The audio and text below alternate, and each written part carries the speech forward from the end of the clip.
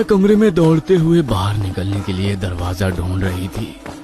सारा जिस कमरे में फंसी हुई थी वहां दीवार में हर तरफ दरवाजे ही दरवाजे लगे थे, लेकिन जैसे ही वो उन दरवाजों को खोलती सामने एक दीवार दिखाई देती।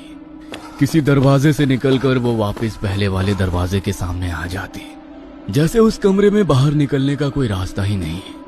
मानो कमरा नहीं, एक भूल भुलैया था वो। सारा एक दरवाजे से निकलती, इधर उधर दौड़ती और फिर वापस उसी जगह पहुंच जाती। सारा का डर से हाल बेहाल हो रहा था। अचानक ही उसे कमरे से किसी के रोने की आवाज सुनाई देने लगती है। कौन है वहाँ? मैं पूछती हूँ कौन है? कौन रो रहा है? यहाँ पर सामने आओ। सारा को इतना कहते हैं रोने की आवाज और तेज हो जाती है। कौन हो तुम?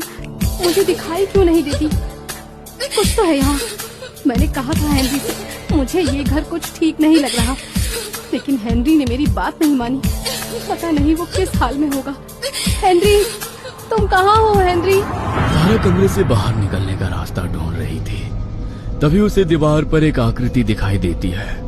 सारा उसे छू कर देखती है तो वो उसे कुछ अजीब सा लगता है। सारा उस आकृति को घुमा कर देखती है। अचानक ही कमरे के फर्श से नीचे बेसमेंट में जाने का रास्ता बन जाता है। सारा घबराते हुए उस बेसमेंट में पहुंच जाती है, लेकिन बेसमेंट में पहुंचने